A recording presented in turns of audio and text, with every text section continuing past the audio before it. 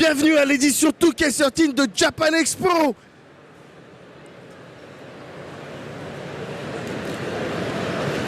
Manifestement, on a changé de... très bien. Ce qu'on va faire, alors, on va regarder le sommaire éventuellement. Jeudi 4 juillet 2013, première journée.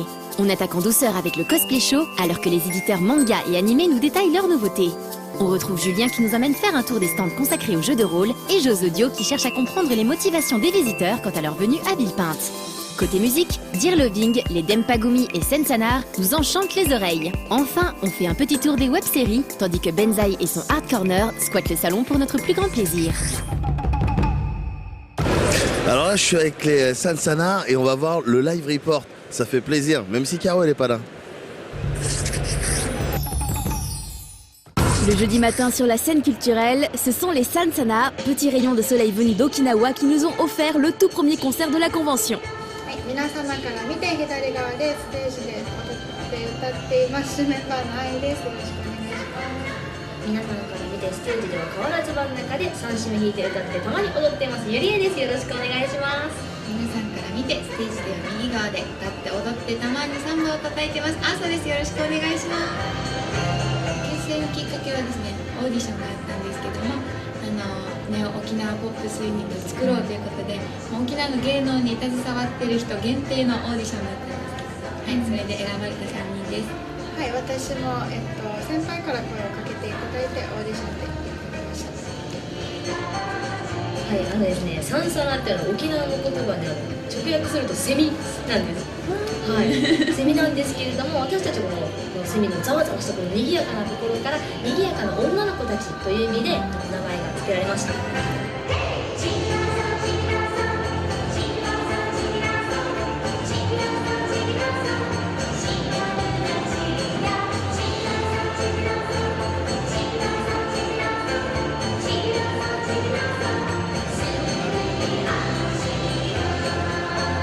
Leur style est bien différent de ce que l'on peut voir d'habitude quand on vient à Japan Expo. C'est un style bien particulier, mélangeant la musique traditionnelle d'Okinawa et d'autres influences plus modernes. On appelle cela le Néo-Okinawa Pop. 沖縄音階をベースにまた沖縄の言葉を使ってポップスと融合させた新しいジャンルの音楽に。はい、この衣装はですね、沖縄の伝統衣装銀型という衣装なんですけど、その上からですね、ちょっと私たちなりにアレンジをして加えていてステージ用になっています。これが本当の銀型になられる。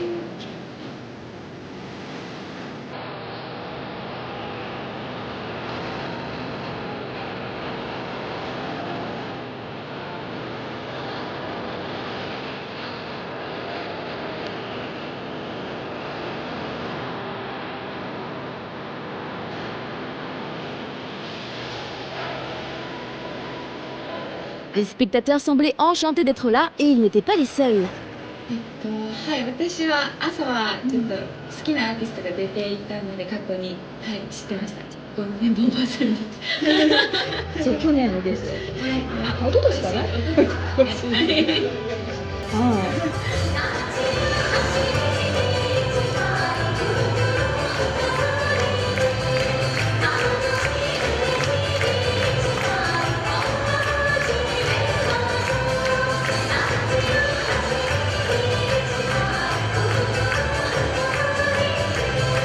Déjà bien contente de participer à Japan Expo, elle ne s'attendait pas à être si populaire sur No Life. Par le passé, leur clip avait atteint la 5e place Digitop. ありがとうございます。はい、感想お願いします。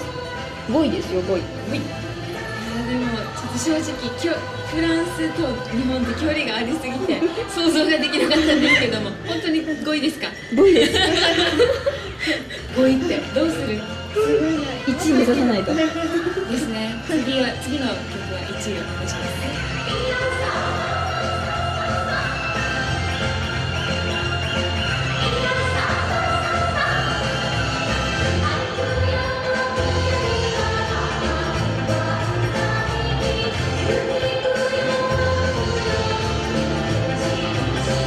Leur prestation était à la hauteur de l'attente des fans. On regrettera simplement l'horaire auquel était programmé ce concert. 10h le jeudi, c'est le début du premier jour de Japan Expo et ce n'était pas toujours facile pour les spectateurs d'être présents.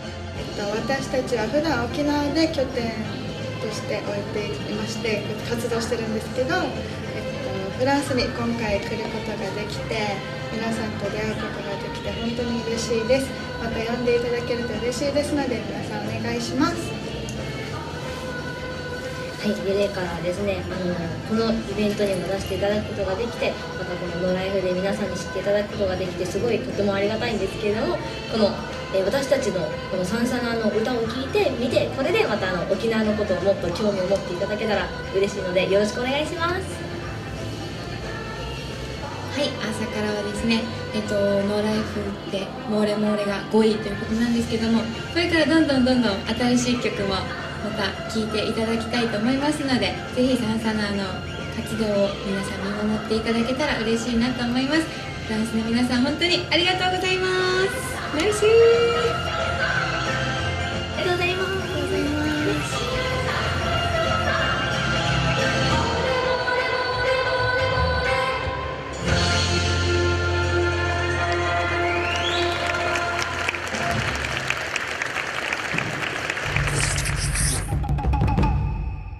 On est jeudi et il est maintenant l'heure de parler cosplay avec des sujets préparés par la team de Costume Player bien évidemment. Et moi je suis accompagné de personnes qui font du cosplay, j'imagine en tout cas qui ne sont pas habillés comme ça tous les jours. Salut, ça va? Bonjour, oui. Est-ce que tu es déguisé en quelque chose de particulier? Non. C'est pas grave, c'est joli. Et toi? Pardon? Ça va? Oui, ça va. D'accord. T'as une pomme d'Adam?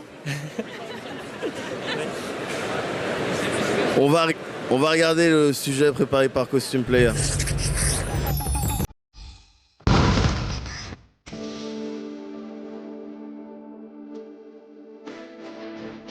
Merci Médoc. Donc on est jeudi à Japan Expo et côté cosplay, qu'est-ce qu'il y avait à voir? Eh ben il y avait tout simplement le concours général, le cosplay show du jeudi. Et oui, on commence avec le premier cosplay show de Japan Expo, un concours général pour lequel le public a été présent, remplissant presque l'ensemble des places assises de la salle, comme lors des années précédentes. Côté effectif sur scène, on a compté 37 participants, parmi lesquels 27 individuels et 10 groupes. Bien qu'il n'y ait aucune limite thématique, la tendance était au classique, avec une forte concentration de personnages d'animés, de mangas et de jeux vidéo pour ce jeudi. Mais attention, on a eu droit malgré tout à des personnages plutôt rares dans cet exercice, à l'image de cette étonnante et très réussie Samara tirée de l'univers des Mass Effect.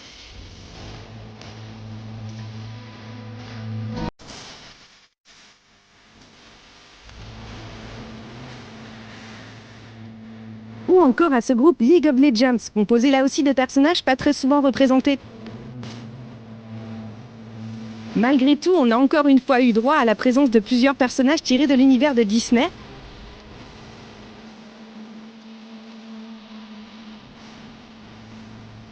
De séries télé, ou de comics, et de films d'animation. Et que serait un cosplay show sans le quasi traditionnel duo Vocaloid qui était également de la partie? La plupart des candidats ont fait des efforts de prestation, permettant au public de rester chaud tout au long du spectacle. Mention spéciale au groupe Disney pour sa mise en scène très élaborée.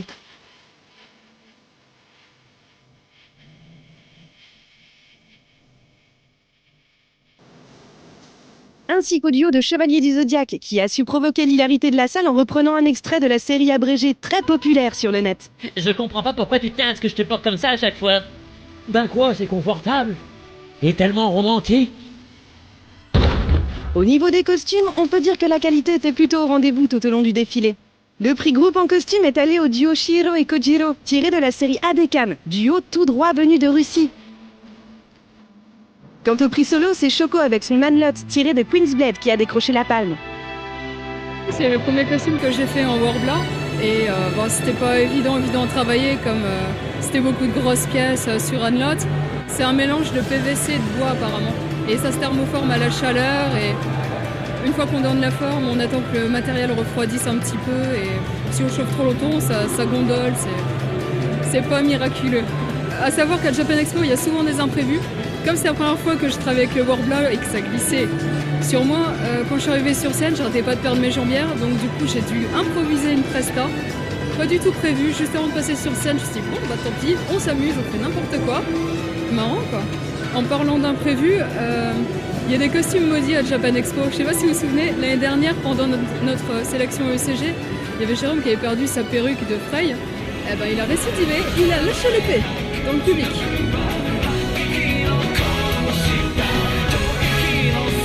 Bref, un premier rendez-vous cosplay haut en couleur. Mais ce n'est que le début pour cette journée. Alors le jeudi niveau cosplay, qu'est-ce qui se passe? Il se passe plein de choses. Mais on est là pour voir du cosplay. Et un endroit pour voir du cosplay sûr, que ce soit le jeudi, le vendredi, le samedi ou le dimanche, c'est la scène 100%.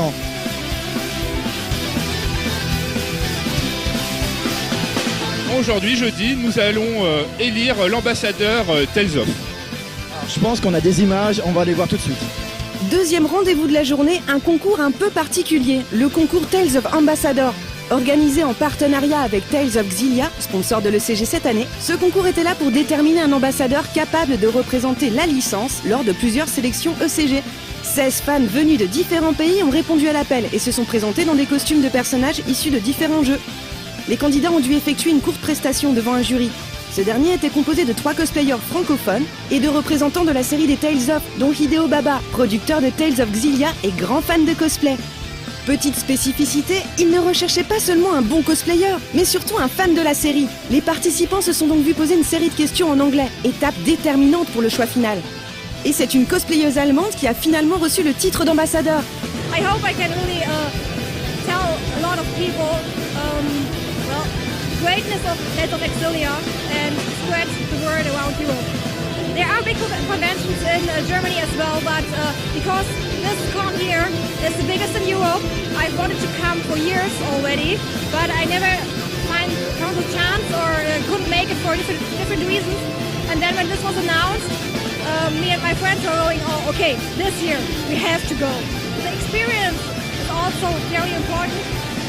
I mean, I met all the other participants behind the stage, and it's like you can talk to them as if you're from the same country because you have the same interests, and it's really easy to relate to, and I feel like I've known them for a really long time.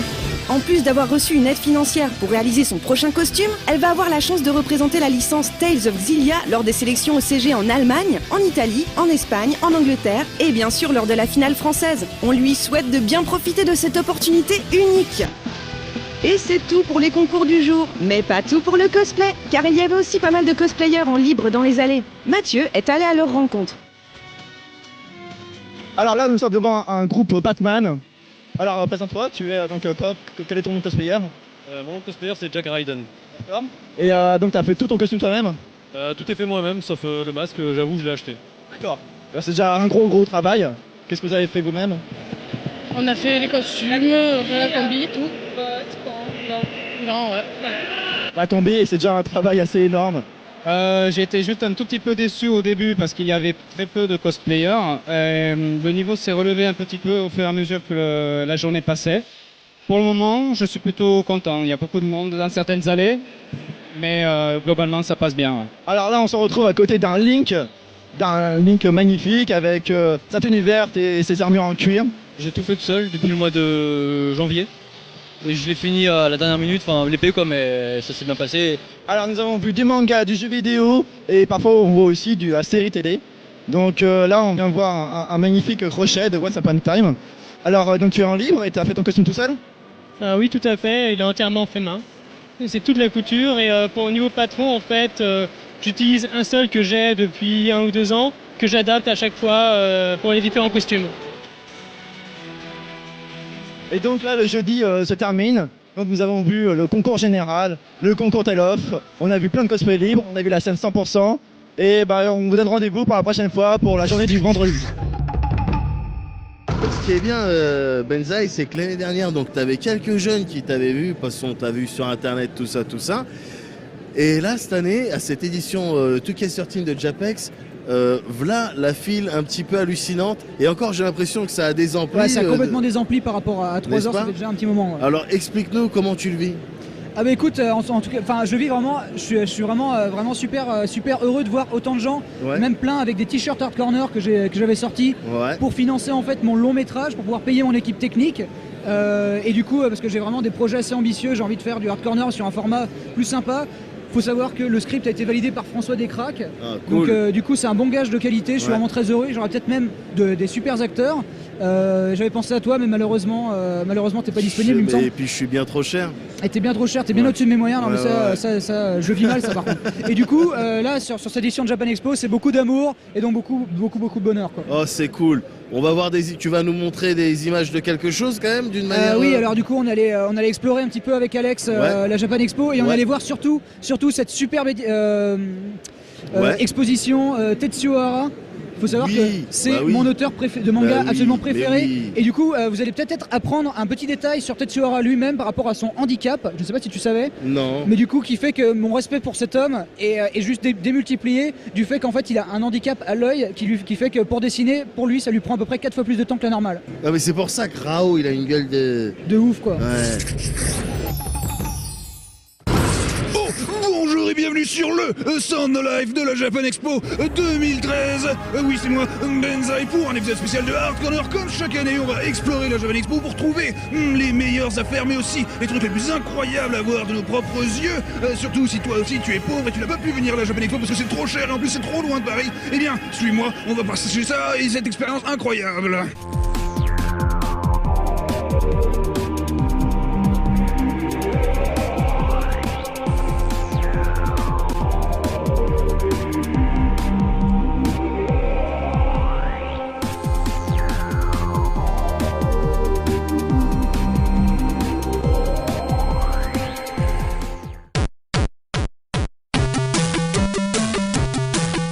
J'ai aperçu un Big Daddy en train de rôder. On va essayer d'attirer son attention. On se casse. Oh, et maintenant nous sommes sur le stand Toys Hunter, qui sont une petite bande d'Italiens qui ne se foutent vraiment pas de notre gueule. Enfin bon, leurs prix paraissent absolument over the top, mais pourtant on y déniche des trucs qu'on trouve nulle part ailleurs. C'est le seul stand sur lequel on peut trouver des Masters of Universe Classic. Princess of Powers avec Starla. Tout le monde connaît Princesse Starla et les joyaux magiques. C'est ça, ça n'est pas rentré dans ton crâne, c'est parce que tu as moins de 15 ans, honnêtement. Mais ils ont surtout une pièce absolument collector. Le genre de truc dont on rêve que vous ne pourrez jamais vous payer. Et bien du coup, grâce à moi, on va quand même pouvoir baver dessus tous ensemble. Regardez ce que j'ai là sous les yeux.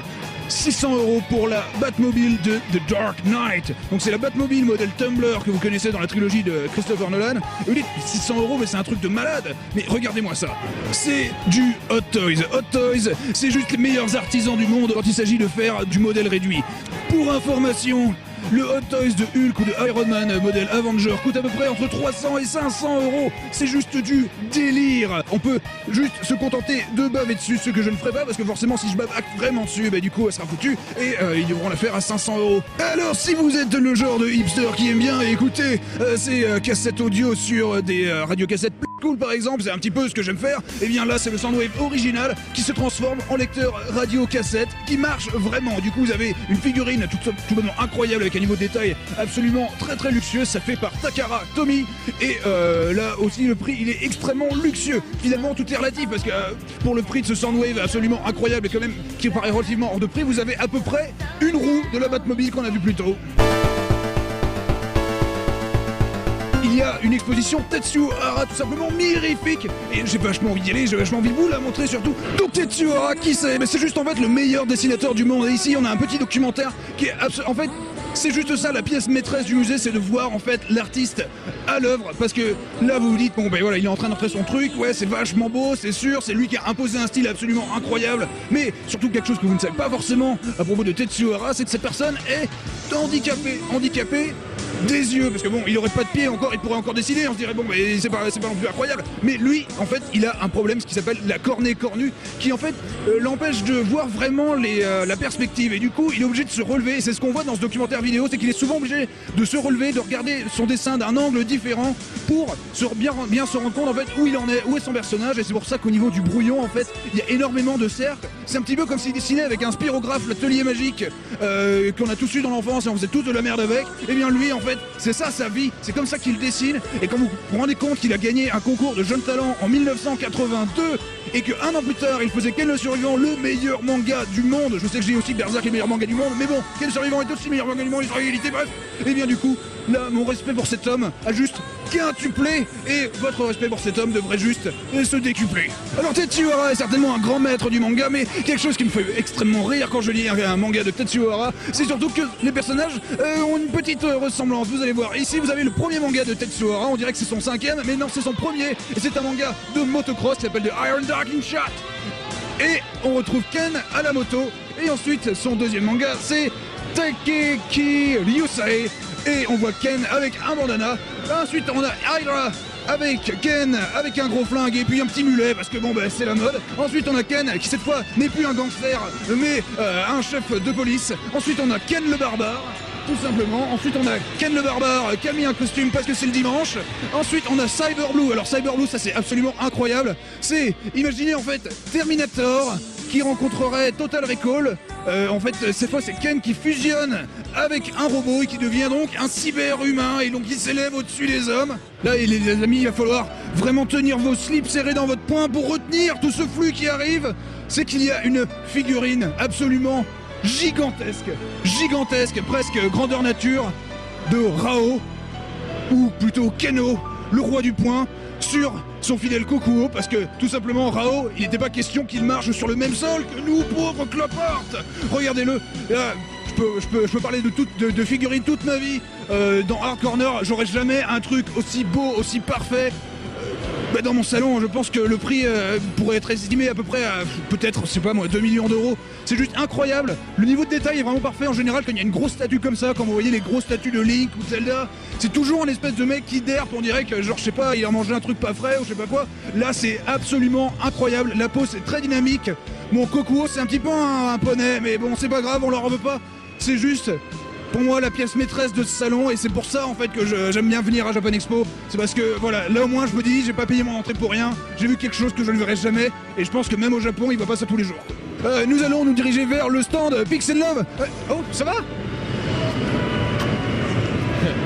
Excusez-moi, c'est le show business dans ses 4 bises et nous rencontrons donc François Descraques qui fait un petit peu la star VIP. Il vient d'annoncer la saison 4 du Visiteur du Futur avec une guest absolument incroyable, quelqu'un que vous connaissez, que vous avez vu certainement à la télé, certainement sur internet. Eh bien, il s'agit non pas de Simon Astier, mais Benzaï. Alors dis-moi, François Descraques, pourquoi ce choix finalement? Est-ce que c'est parce que Benzaï c'est juste le meilleur acteur que tu n'as jamais vu? Est-ce que c'est parce qu'il est meilleur que Simon Astier? Est-ce que c'est parce que, en fait, finalement, tu te dis que les gens en ont peut-être marre de voir toujours les mêmes têtes dans le Visiteur du Futur, tu vois, parce que finalement, ce que les gens voulaient voir, c'était plutôt, eh bien, quelqu'un qui avait la rage et un vrai talent d'improvisation, quelqu'un qui ne bégayait pas, tu vois. Et du coup, eh bien, c'est pour ça, je pense, que tu as eu raison de dire oui à Benzaï pour la saison 4 du Visiteur du Futur. Il est où? Alors Florent, comment ça va? Ça va très bien, Benzaï. Ah mais écoute, je vois que tu as, comme moi, pris mes petites pastilles pour la gorge spéciale Hard Corner, bientôt en vente sur le store No Life. En fait, ce truc-là, c'était... on s'est rendu compte qu'il y avait beaucoup de gens qui sauvegardaient les machines, les jeux, etc. Et on s'est dit, il faut aussi sauvegarder la mémoire des joueurs. C'est aussi important que de sauvegarder les témoignages des créateurs, parce que sans joueurs, il n'y a pas de jeux vidéo. Voilà, donc on a voulu préserver la mémoire des joueurs et cette ambiance de l'époque avant que tout le monde l'oublie. Mais c'est pas le boulot de la NSA, ça, de sauvegarder la mémoire des gens? Question qui tue. Je sais pas. Alors du coup, aussi sur ce stand est sorti un autre bouquin chargé d'histoire, car c'est carrément quelqu'un qui est tellement un ancien du jeu vidéo que c'est lui-même qui a écrit l'histoire. C'est AHL, une figure incroyable de la presse vidéoludique, car il était rédacteur en chef du défunt Console Plus, et même une figure marquante donc de la presse française qui est aussi défunte elle-même. Et du coup, donc nous avons eh bien, l'homme en personne ici avec nous, donc sur le stand Pixel Love. Bonjour, je sais comment ça va? Bonjour, bah ça a pleine forme, je suis content, je suis heureux d'être ici quoi. Et donc moi ça me fait extrêmement plaisir de te voir ici. J'ai une petite question, alors j'ai entendu une rumeur sur le net comme quoi tu étais présent à la mention du bilboquet, c'est toi qui as fait le premier test du premier bilboquet en 1782. Effectivement, c'est vrai. J'étais déjà dans le jeu, pas vidéo encore, et j'ai testé le bilboquet. Et il était pas mal, mais il n'était pas très au point. On a fait mieux par la suite. Et donc 3 ans plus tard, tu as intégré la rédaction de Tilt. On est à peu près dans ce timing-là. Oui, c'était vraiment dans la préhistoire, quoi. Vraiment, il y a des siècles. Voilà, oui. Et du coup, tu as appris à lire avec un ordinateur qui marchait avec cartes perforées. Voilà, absolument. Et du reste, après, là, maintenant, c'est mon dernier événement. Juste après ce salon, je rentre au musée directement. On m'a prévu une vitrine et je pense que je vais y terminer mes jours paisiblement, après une carrière bien remplie.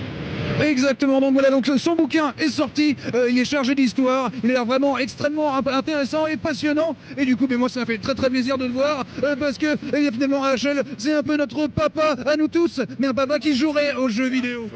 Alors vous vous souvenez peut-être que la dernière fois, même les 2 dernières fois sur un salon, j'avais remarqué un stand de jeux vidéo rétro, avec des prix, plus ou moins hit or miss, mais surtout il y avait cette console Sega rare absolument arnaquisante, qui était vendue à 40 €, alors c'est une petite merde qu'on trouve normalement en solde à 10 € dans toutes les bonnes boucheries. Et bien du coup on va vérifier s'ils l'ont encore, s'ils ont réussi à le refourguer ou s'ils ont même baissé de prix. Bref, on va regarder si elle y est.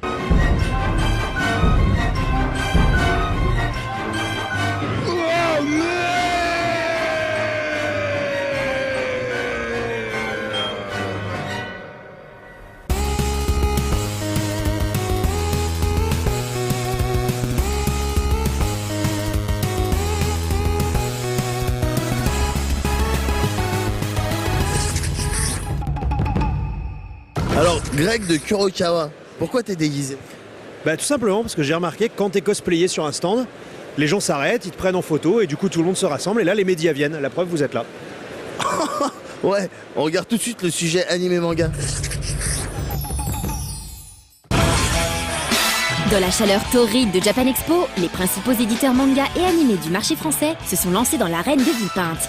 C'est l'occasion de voir les nouveautés et les atouts des uns et des autres. Comment chacun résiste au choc de ce 14e impact. Vous allez voir, pour un peu, on se croirait dans un shonen. Tout d'abord, il y a les discrets, qui sont bien présents, ou que l'on découvre au détour d'un stand et d'un sac géant que les spectateurs continuent d'arborer fièrement, année après année, malgré les allées encombrées. On pouvait ainsi découvrir un petit projet qui, sous son nom anodin, les séries de notre enfance, recèle d'informations sur certains animés chers à toute une génération. C'est un livre en fait qui raconte l'histoire d'un studio français, le studio Dick. Donc c'est un studio qui a produit de nombreux studios français, qui a travaillé avec le Japon, qui a fait des séries à succès telles que Ulysse 31, Les Mystérieuses Cités d'Or, JC les Conquérants de la Lumière, Les Mini-Pouces, etc. Et en fait on présente à travers ce bouquin comment chaque série a été conçue. On pouvait également croiser les éditions IMHO pas loin du stand No Life. On propose des mangas qui sont culture pop et Hiroguro japonais. Du côté des éditions H, c'est principalement en fait la revue d'études manga 10 000 images et aussi donc le Kaboom qui est donc une revue principalement d'interviews d'auteurs, franco-belge manga comics qui est organisée par Chronic Art.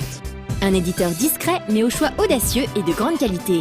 Opus de Kon Satoshi a d'ailleurs remporté très récemment le prix Asie de la critique ACBD 2013, une jolie reconnaissance.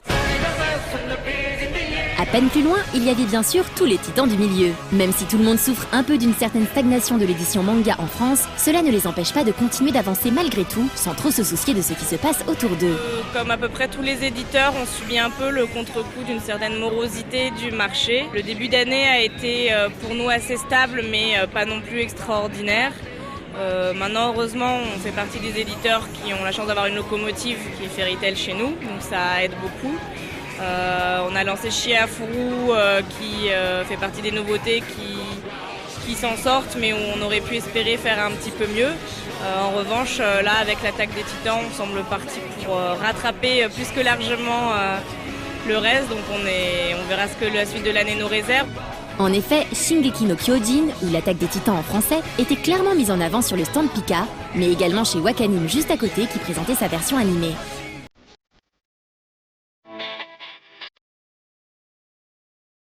Léna, non loin de là, présentait aussi ses nouveautés. On essaie de mettre en avant-première Woodstock, un nouveau manga sur la musique d'un auteur qui est fan de musique rock et punk depuis les années 60.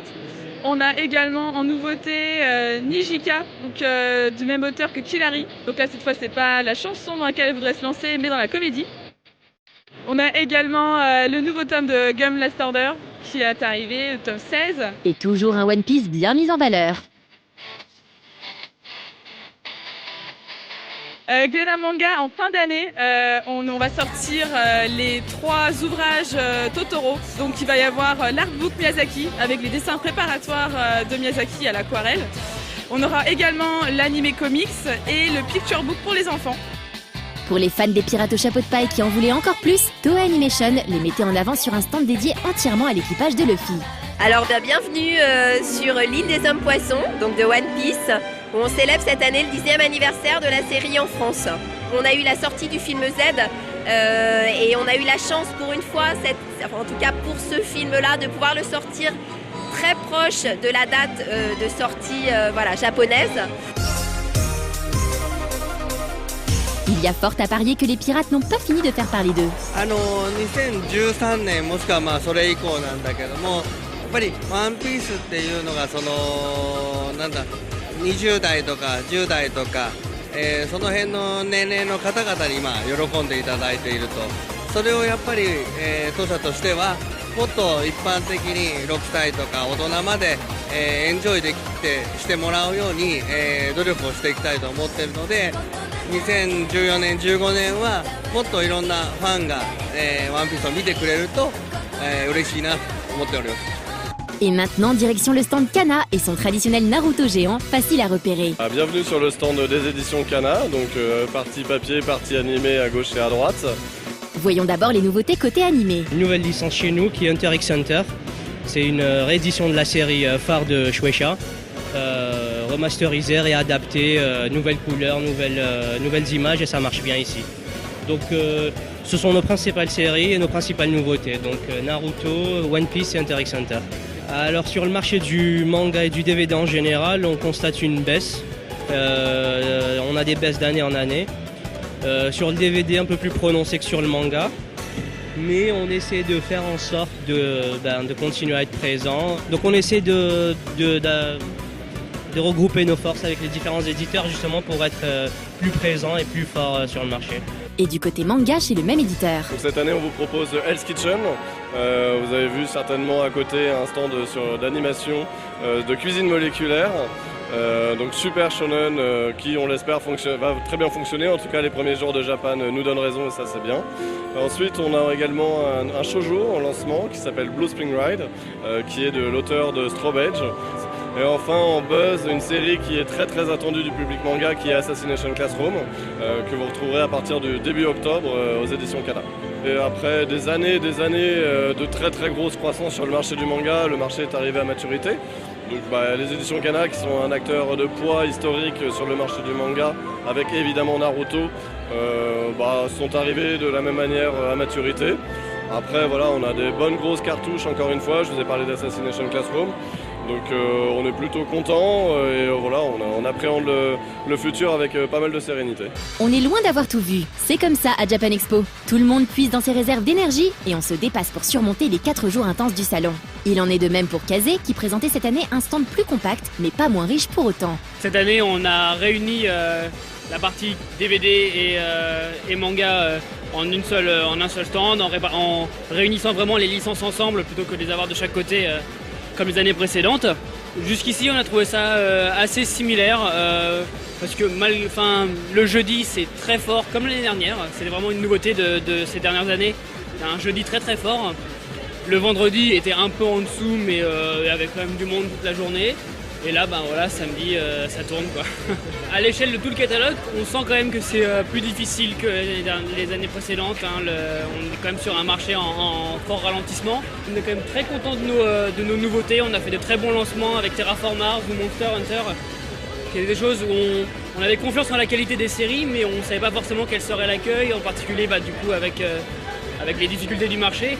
Et le fait que les lecteurs répondent présents, on est vraiment très contents. On a notre premier Boys Love fait en France qu'on a créé avec une jeune auteure française qui s'appelle Sweet Desire. Et sinon, on est aussi très très fiers d'avoir un mois et demi en avance le premier tome de Hokuto no Ken et édition Perfect avec toutes les pages couleurs de la prépublication d'origine, les doubles volumes en grand format. Nouveauté d'autant plus importante pour l'éditeur que le dessinateur et créateur de la série, Hara Tetsuo, était un des invités d'honneur du salon.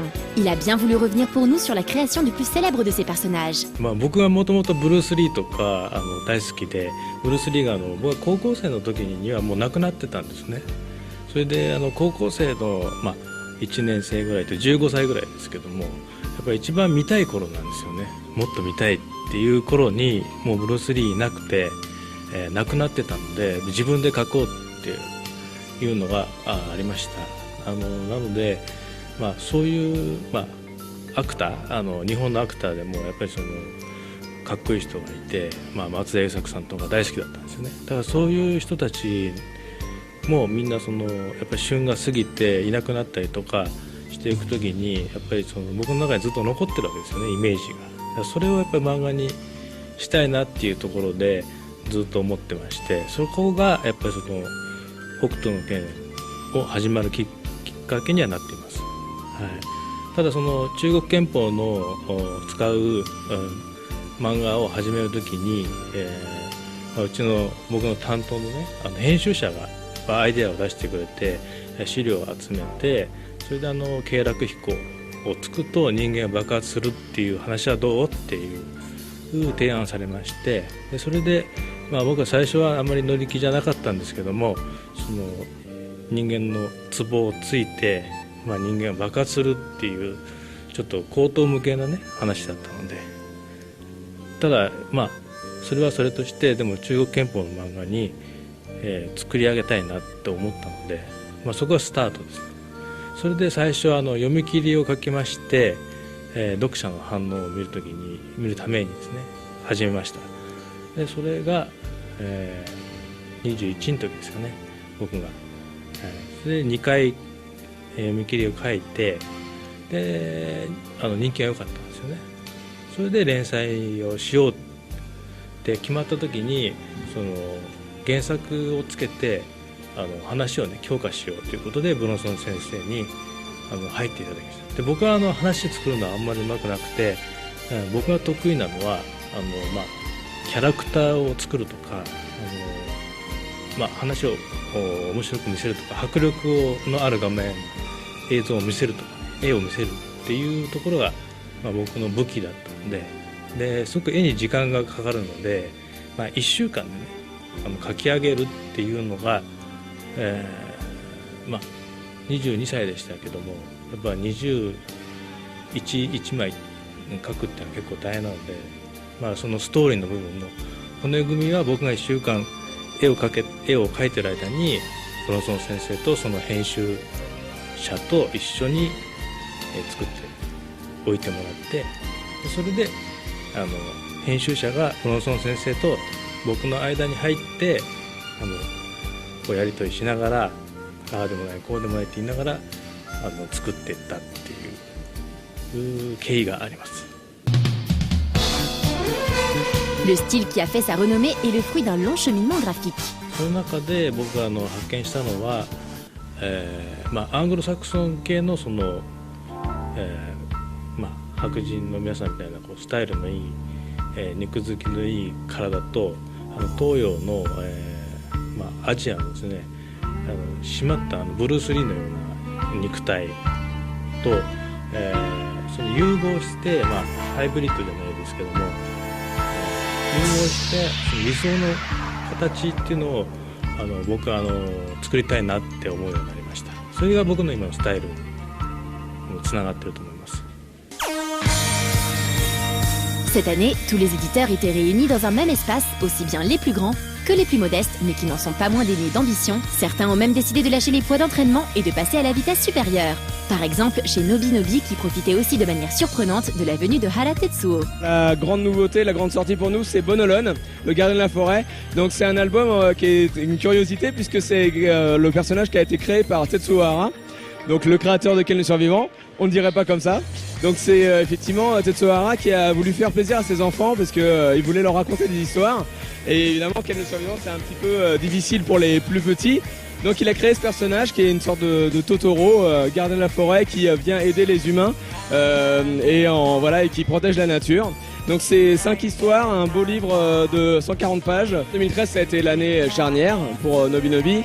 On a eu 2 événements en fait. Le premier événement c'était notre changement de distributeur. La deuxième chose c'est qu'on a gagné avec la maison en Petit Cube le prix Sorcière du meilleur album 2013. La grande nouveauté, le grand lancement de la fin 2013 pour Nobinobi, c'est le fait qu'on se lance dans le manga. Donc on lance une collection de mangas jeunesse et familiale. C'est-à-dire qu'évidemment, nous, on est connus pour nos livres jeunesse et on reste dans cette thématique-là avec nos mangas. Nobinobi est aussi l'éditeur de Shiitake, une jeune illustratrice dont on vous reparlera durant le sujet sur les stands amateurs et jeunes créateurs. Malgré un contexte qui pourrait paraître difficile, les éditeurs étaient toujours aussi dynamiques durant cette édition de Japan Expo. Le marché DVD était nettement plus réduit que chez les éditeurs papier. Certaines sorties pourtant marquantes étaient pour ainsi dire absentes du salon. On pense fortement à un célèbre robot cornu sorti récemment en DVD. Les synergies se développent entre les médias et les éditeurs, tout le monde se serre les coudes. On terminera ce tour d'horizon animé manga 2013 dans un prochain sujet où l'on verra que certains n'ont pas froid aux yeux. Quel suspense!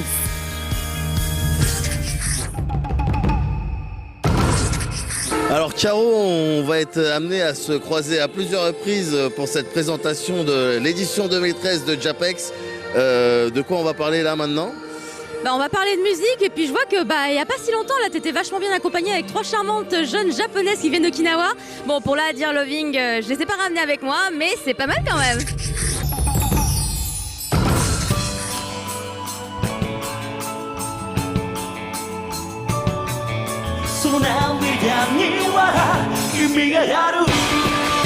Ils étaient les tout premiers à monter sur la scène du JE Lifehouse lors de ce Japan Expo 2013. Ce sont les Dear Loving et vous n'allez pas tarder à faire leur connaissance. ボーカルのマサです。ギターのユキです。ユキの元気なご挨拶よろしく。ベースの黒です。つかみは OK。そんな悲しい言葉ばかり聞こえる時代で幼なじみで、僕が楽器大将だったんですね。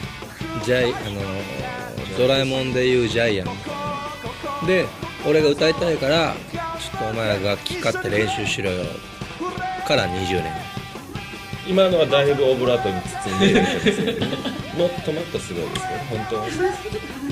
剥がしてみるとおいお前Hey you こういう感じです。やったぞ今夜も半身がかったかも頑張っていくよ万歳万歳カモン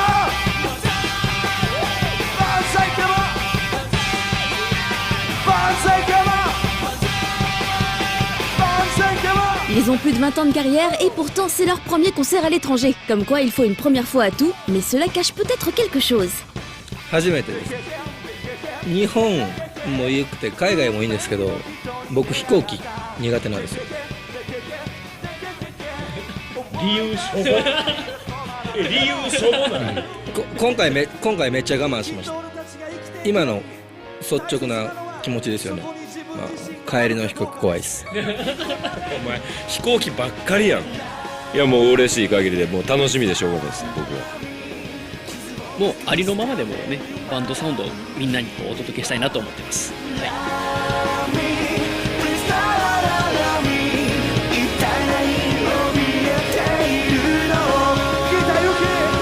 Et du coup, c'est aussi leur première fois dans notre beau pays. シャンゼリゼ通りむちゃくちゃいいです。フランス最高やな。僕日本で日本自分の国から出るつもりなかったんですよ。で、飛行機苦手やし、海外興味ないって日本でファンの子に言いまくってきたんですよ。絶対日本が最高やし、観光とか一生せえへんって言ったんですけど、昨日の観光最高に楽しかったです。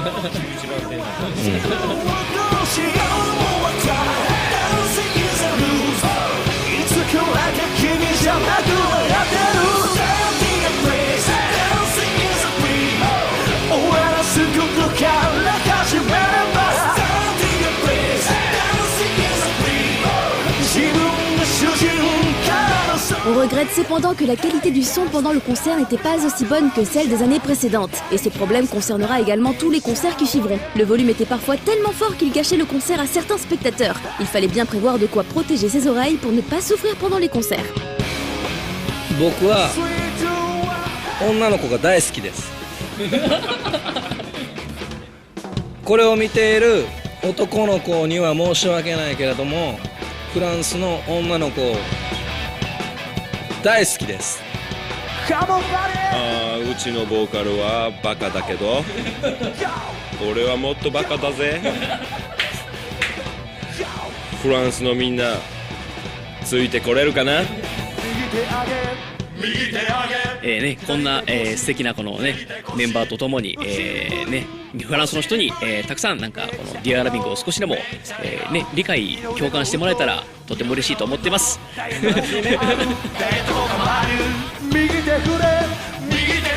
真面目しょうもない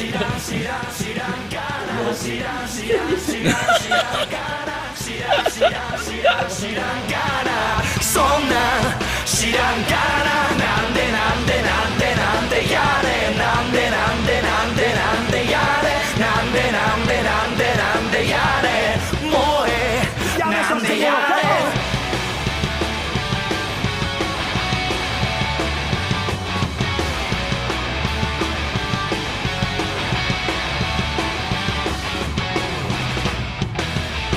Thank you! Jos Audio. Oui, c'est moi. Cette année, j'espère que tu as bien compris que Japan Expo était placé sous le signe du mouvement. Oui, c'est vrai. Et d'une certaine manière, on va retrouver ce mouvement à travers ce que tu vas faire avec Alex et la jeunesse et ses micro-trottoirs, n'est-ce pas? Oui, c'est ça. C'est l'année dernière, j'étais parti à la rencontre des gens et on se souvient du succès, du retentissement que ça a eu dans la blogosphère en tout cas. Oui. Et donc là, je me suis dit, bah oui, je vais aller rencontrer les gens et je vais leur demander, mais pourquoi vous venez à Japan Expo? Qu'est-ce qui vous motive? Qu'est-ce qui fait le succès de cette convention? Outre, bien sûr, tout ce qu'on sait, quoi. Eh ben, je te propose de regarder ça tout de suite.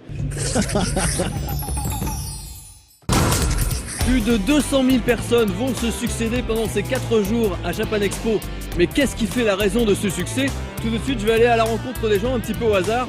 Tiens, bonjour toi. Alors, pourquoi tu viens à Japan Expo? Je voulais pas venir. Alors, je voulais pas venir. En fait, je suis un peu contraint, quoi. Enfin, je sais pas ce que je fais là, quoi. Vive nos lives! Bonjour. Alors, tu viens à Japan Expo le temps d'un flash? C'est un très bon jeu de mots, on me l'a déjà fait plusieurs fois ce matin. Bonjour, tu vas pas me manger, c'est bon? Pas de suite, ça va. J'ai mangé tout à l'heure. Alors, qu'est-ce qui te fait venir à Japan Expo, toi? Alors, principalement l'ambiance. C'est un festival quand même qu'on a en France, donc on peut en profiter. On accompagne nos enfants et on en profite pour faire les geeks nous aussi. M'amuser, découvrir plein de choses super sympas, rencontrer des nouvelles têtes. Je viens voir les cosplays surtout, en majorité, et je viens voir aussi, il y a des groupes qui passent. Toute la culture du manga et tout ce que ça représente, même des jeux vidéo aussi beaucoup. Et puis plus on est de fous, plus de zombies. Exactement, ouais. Bonjour, je cherche le prince charmant. J'ai une boisson magique et ça rend les gens beaux, intelligents et comme ça j'ai plein d'amis. J'adore les mangas, j'adore pas mal de choses japonaises, les jeux vidéo et tout ça, donc ça fait super longtemps, 5 ans au moins que j'essaye d'y aller. Et là, c'était la première fois que j'arrive enfin à y aller, donc je profite à fond. Le travail, mon ami, le travail. Tu viens hacker des comptes? Hélas, non, pas ce travail-là. Ça, je t'avais dit que c'était un secret, ça. Oui, non, bien sûr, je plaisantais. Voir de nouvelles créatures, voilà. Ça fait longtemps que t'es fan de ninja comme ça? Ah, ça fait un moment, ouais, ça fait un moment. Et Nunchaku! Qu'est-ce qui vous pousse à venir à Japan Expo? Quelle est la motivation? Alors moi c'est ma fille, elle est fan de manga et on a fait le déplacement depuis la Guadeloupe. Ah oui? Ouais, pour venir spécialement pour découvrir. Bon, je suis épaté aussi parce que il y a plein de gens qui se déguisent, ils sont dans le jeu, ils sont dans leur truc. Partout. Et vous en particulier? Moi, c'est principalement retrouver beaucoup d'amis à qui je fais la connaissance en faisant du cosplay et venir en cosplay pour me faire prendre en photo et partager le plaisir que je fais de faire du cosplay depuis maintenant presque 6 ans. Je viens faire mon reportage, c'est la première fois que je découvre la Japan Expo en fait et je trouve que c'est une formidable convention. C'est pourquoi? C'est pour quelle télé là? Bon, on te racontera plus tard, vas-y réponds. Moi, ce qui m'amène à Japan Expo, c'est la notion de partage, d'échange, de feelings avec la jeunesse. Je viens voir Jeux Audio parce qu'il est dark et sexy. Ah ouais? Ah ben alors écoute, venez avec moi parce que j'ai trouvé un stand qui parle du visual kei naturiste qui est par là. Venez avec moi, vous allez voir, c'est pas banal. Hein. Alors c'est une nouvelle version du Free Hug, c'est ça? On va dire ça comme ça, oui. Moi je voudrais savoir, qu'est-ce qui attire les gens à Japan Expo? La chagate. Et tu viens voir un peu les filles quand même aussi? Non, j'ai ma femme à côté. Et voir des filles, évidemment. Et puis de voir des filles surtout, ouais, franchement, il y en a des pas mal. Hein. Ouais, mais ça reste entre nous, entre toi et moi. Bon bah alors on le dira pas, On le dira à personne, merci. Parce que je suis marié. Moi, je préfère regarder les mecs. Hein. Et les mecs normaux ou les mecs déguisés en filles? Oh non, je suis pas dans ce délire-là. Disons que je regarde pas trop ça, je regarde plus l'ambiance générale. Non, ça c'est les garçons déguisés en filles? Ah, écoute, à l'heure du mariage pour tous, peut-être bien. Bon alors toi Naruto, pourquoi tu viens chaque année à Japan Expo? Ah, c'est pour t'acheter un nouveau bandeau? Ah ouais. Vaut mieux bandeau que bande-bas.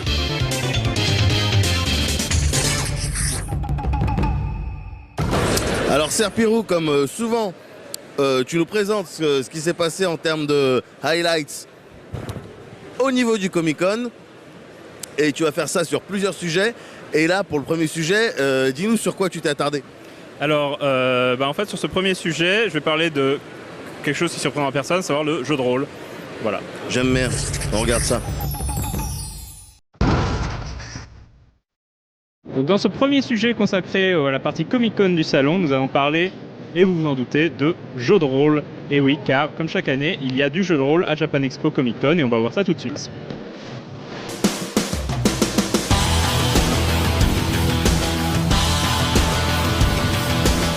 Plusieurs associations étaient présentes, notamment Opal, la Ligue Ludique, le GROG, le Guide du Release Galactique, pour proposer des tables de jeux de rôle, comme on peut voir derrière moi. Et c'était aussi l'occasion de rencontrer des auteurs, notamment plusieurs des auteurs de Oshikaze 2250, un jeu de science-fiction qui est prévu de se décliner en fait en jeu de rôle, en jeu vidéo et en roman. Donc on voit aussi des choses transmédia comme ça qui se créent et c'est assez intéressant.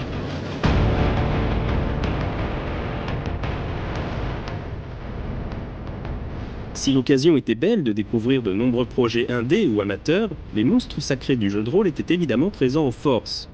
De la fantasy à la science-fiction en passant par le steampunk, il y en avait pour tous les goûts et pour toutes les tables.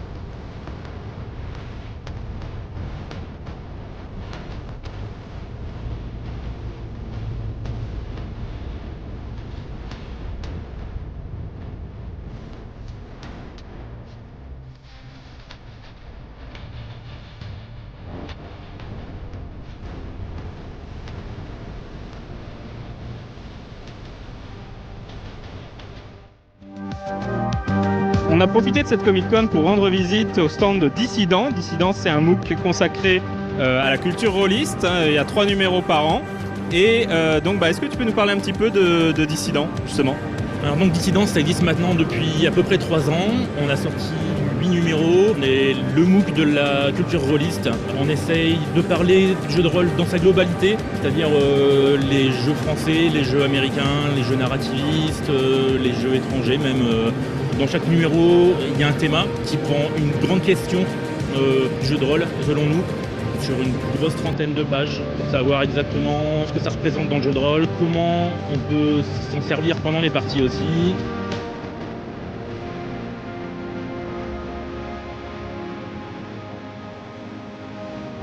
Bien entendu, on ne trouvait pas uniquement du jeu de rôle pur et dur, mais aussi des jeux de plateau et des jeux de figurines avec les classiques comme Warhammer, Warhammer 40 000 ou encore Star Wars.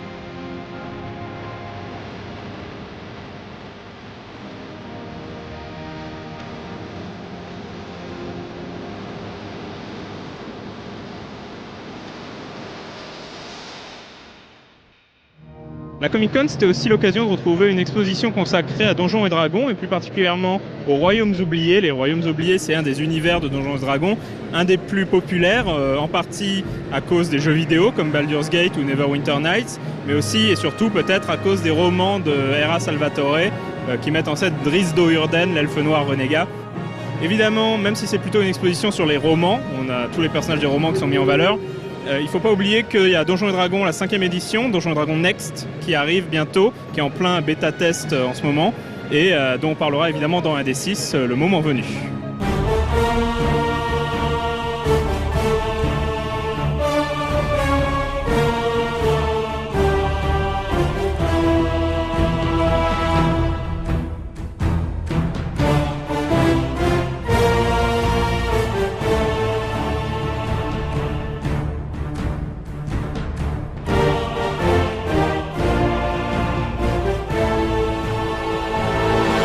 Donc il n'y avait pas que du jeu de rôle sur table, il y avait également du jeu de rôle grandeur nature avec la FEDGN qui était présente une fois de plus, avec une thématique un petit peu plus moderne, un petit peu plus militaire cette année par rapport aux années précédentes. Et il faut dire qu'il fallait bien ça parce qu'il y a quelques zombies qui sont venus jouer les troubles fêtes sur le salon le dimanche.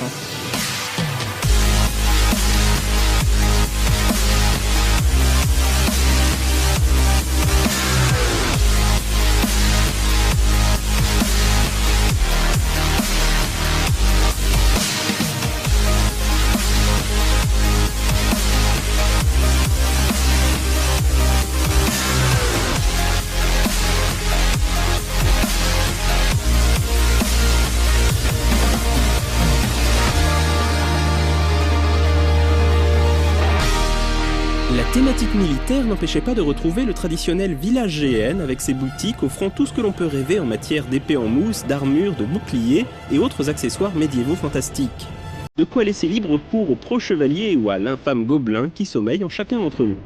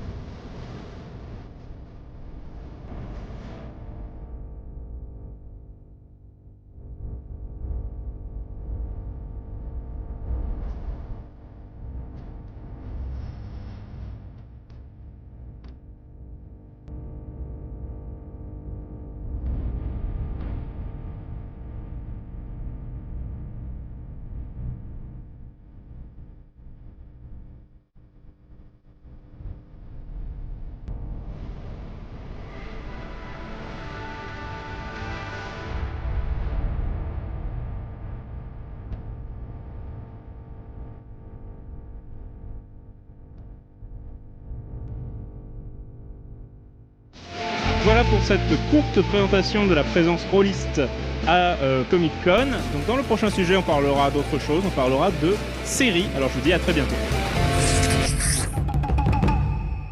Il est maintenant l'heure de parler des shortcoms et pour le coup c'est Alex qui s'en occupe. Alors Alex, vas-y. Alors on va parler des shortcoms traditionnels qu'on connaît bien, les Flanders, Noob, Visiteurs du Futur, mais aussi les petits jeunes, les petits nouveaux qui percent et qui ont un stand, on va aller les découvrir. C'est déstabilisant parce que c'est lui qui filme. Tout au fond du Comic-Con, l'espace quartier web s'installe confortablement depuis l'année dernière. Ici, on trouve une scène consacrée à la production web, amateur ou non, ainsi que les stands des différentes équipes venues présenter leurs travaux. À commencer par Saturday Man. Après s'être fait remarquer en diffusant ici même il y a un an un très bon épisode pilote, le premier Sentai belge s'est fait produire chez Ankama. Et là, il se lance dans une vraie série dont les 2 premiers épisodes étaient diffusés sur le salon. L'un des stands les plus fréquentés par les fans reste bien sûr celui de Noob. Non content d'avoir bouclé il y a quelques jours le crowdfunding le plus massif d'Europe avec un total de 682 131 € récoltés, les Noobs ont dû faire face cette année à une influence encore plus dense que d'habitude. Ça ne désemplit pas, ça fait 3 jours maintenant qu'on est là à faire de la dédicace en continu avec Christos qui nous poète joyeusement. On a beaucoup de monde là, comme vous pouvez le voir peut-être. Un peu plus que les 2 premiers jours, mais on tient le choc pour l'instant. C'est très fatigant, 4 jours de Japan Expo, mais on tient le coup et c'est pour vous qu'on tient le coup, donc voilà. Ne ratez pas le prochain podcast écran.fr avec l'interview de Fabien Fournier. Ça va être d'optimiser ce budget. Mais à côté des poids lourds comme Noob, on pouvait trouver de nombreux stands de petits jeunes qui ne demandent qu'à percer.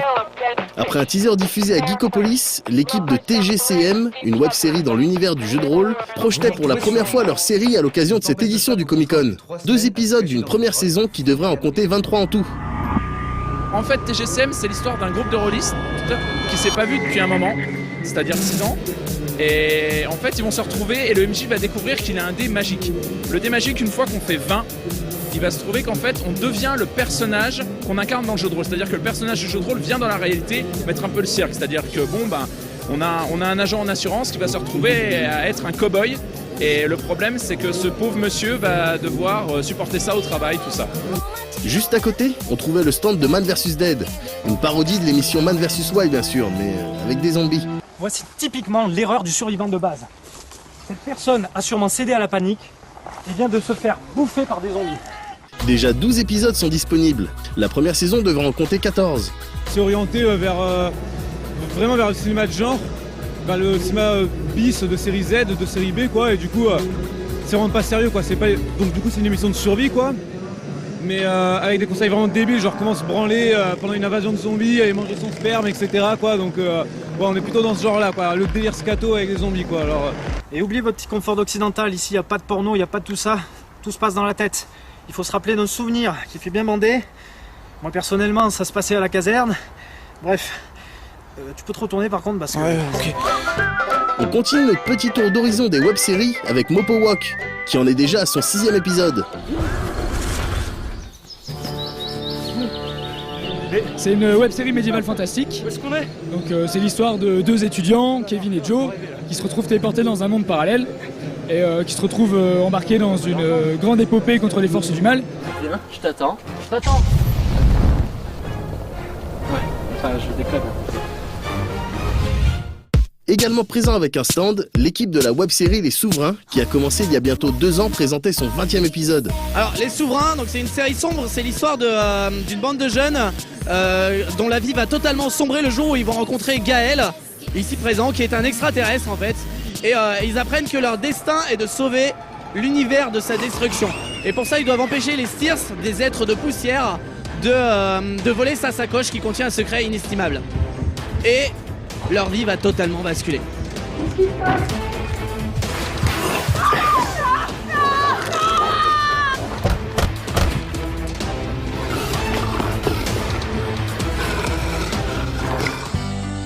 Et on pouvait aussi croiser les shortcoms diffusés sur nos lives, bien évidemment, comme la fine équipe de Another Hero. Ça, c'est notre mascotte. C'est le porte-bonheur de toutes les conventions que l'on peut faire. Et vu qu'on ne veut pas s'en séparer, on a fait un t-shirt à son effigie en fait, avec un cassoulet dessus. Un Américain est passé, il connaissait pas Another Hero, il a vu le cassoulet, il a fait I want it, I want it, I want it. Il s'est dit que c'était peut-être une œuvre de Andy Warhol. Je pense qu'il y a un truc à faire avec les plats français, les plats typiques. Rudy et son équipe étaient eux aussi dans les parages. Ah bah oui, c'est un petit peu comme tous les Japan Expo, c'est-à-dire un viol collectif, on est assailli par les gens, il y a beaucoup de gens qui veulent faire des dédicaces, on a édité le volume 2 de la BD cette année, c'est un franc succès. Mais cette année, il ne venait pas seulement pour présenter la Flanders Company, il a aussi ressorti un vieux projet de ses cartons. Damned, et ouais, parce que cette année, on a réattaqué les tournages de Damned, vieille série qu'on a commencé en 98, qu'on a laissé tomber depuis 4 ans. et qu'on a repris. On a montré les premières images lors d'une conférence là à l'espace Comic-Con. C'est de la folie furieuse, c'était vraiment... ça pétait bien.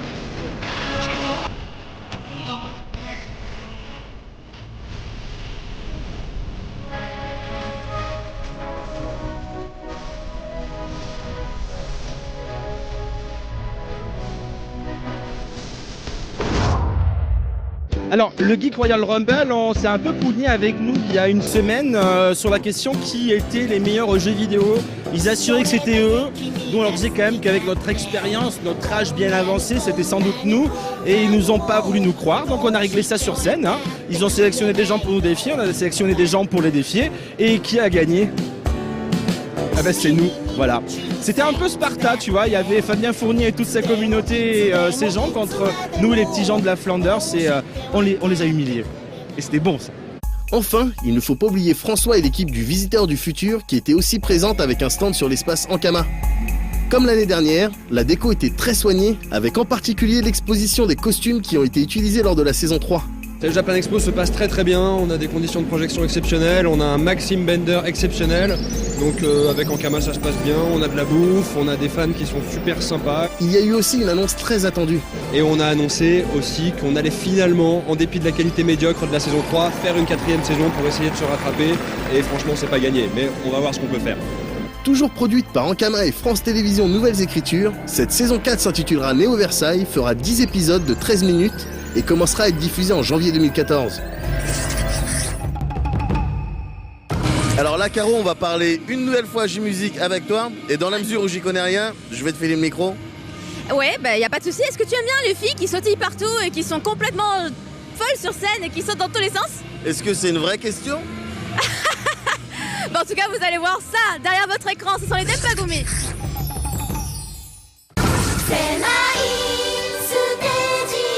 Les Denpagumi Inc. faisaient partie des chanceuses qui ont pu se produire 2 fois sur la scène du vieux Lifehouse durant les 4 jours. Aussi énergiques et dynamiques que des ondes électriques, elles ont fait se déchaîner les glow sticks des Wota.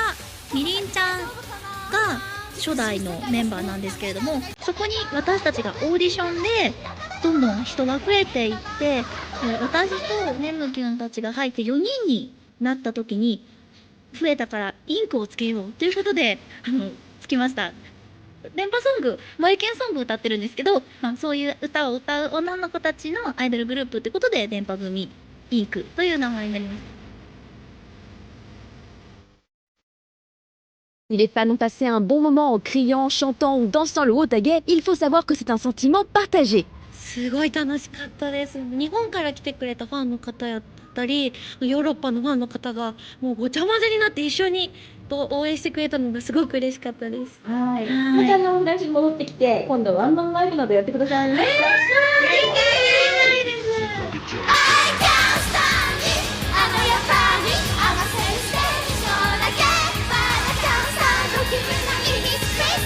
Elles apprécient aussi beaucoup les cosplayers de la convention et elles ne sont pas avares de comparaisons plutôt flatteuses. すごいレベルが高くて、もう日本のコスプレとかよりもすごい人もいっぱいいて感動しちゃいました。あとあんなにいっぱいグッズだったり同人誌だったりとかが販売されてると思ってなくて、本当に日本のコミックマーケットみたいなすごいお祭りなんだなって思いました。あなたたちも私たちと一緒に世界を変えましょう。Durant l'heure de showcase, les Denpagumi Inc. ont diffusé le trailer du tout premier drama dans lequel elles jouent le rôle principal. Un beau cadeau pour le public qui pourra découvrir cette série de 10 épisodes dans le monde entier en septembre.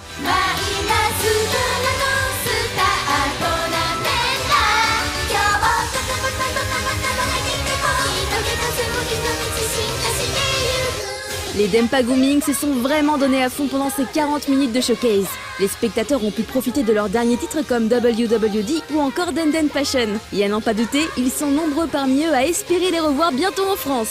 はい、私たち秋葉原を中心に活動している電波組インクというアイドルユニットです。みんなアニメや漫画が大好きなオタク6人頑張っています。ぜひぜひ応援してください。よろしくお願いし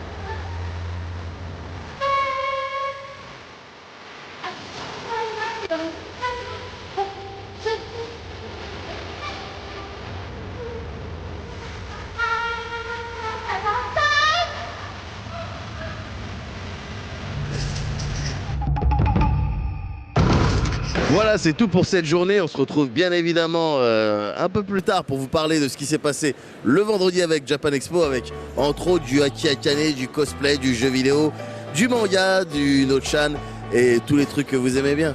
Ciao.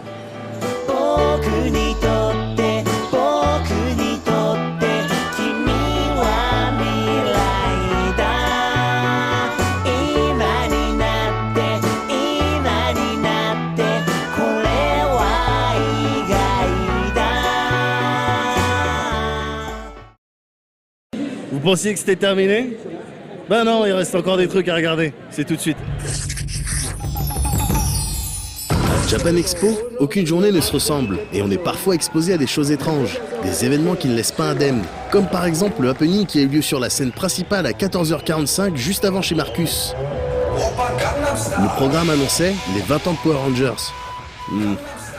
Déjà, on peut se poser des questions sur le sens qu'on peut trouver à célébrer un triste anniversaire, celui du jour où les séries Sentai japonaises originales ont disparu, pour faire la place aux Power Rangers, qui, rappelons-le, ne sont qu'un infâme remontage des séries originales, avec pour but de remplacer les comédiens japonais par des Américains. Mais surtout, il y a le show lui-même, un spectacle qui rappelle les heures les plus sombres des concours de cosplay. Mais ouais, ne niez pas, certains d'entre vous ont dû connaître l'époque où les passages sur scène n'étaient pas limités en temps. Chaque équipe prenait un malin plaisir à faire durer leur passage en commençant par exemple par un long combat poussif, et pas chorégraphié de préférence. Le tout suivi d'une danse comme la carioca, infligée en entier bien sûr. Eh ben c'était un peu ça, un groupement massif de gens en pyjama et cagoule aux couleurs des Power Rangers qui se fritaient un peu n'importe comment avant de se trémousser sur Gangnam Style pendant de longues minutes. On se demande donc, perplexe, comment un tel événement a vu le jour. Eh bien la réponse est sur internet, il suffit de fouiller un peu. Ce moment inoubliable était organisé par Morphsuits, un fabricant de costumes collant une pièce, avec au moins l'aval de Saban, il semblerait. Comment ont-ils appâté le chaland pour leur pantalonnade? À travers diverses pages sur le net ou les réseaux sociaux, où l'on apprend que les 100 premiers inscrits avaient le droit à un costume de Power Ranger ou de patrouilleur, les sous-fifs, un pass Japan Expo 4 jours, économie substantielle, un bus pour les amener à Villepinte, un repas avec une boisson, et dernier argument massu et pas des moindres, des free hugs. Comment ne pas céder à la tentation? Quoi qu'il en soit, le spectateur pris au dépourvu n'aura pas manqué d'être jeté dans les abîmes de la perplexité. Au final, personne ne sait vraiment ce à quoi il vient d'assister, et pas un seul instant le nom du sponsor principal n'aura été évoqué. Pour le côté promo, c'est plutôt loupé, même si la soif inextinguible de vérité aura poussé quelques sémillants reporters à se la jouer journalisme total. Et le pire, c'est que les gens venus participer à cette costumade semblent être contents de leur journée, probablement pas vraiment conscients de comment leur petit délire aura été ressenti par le public. Heureux les ignorants, dira-t-on.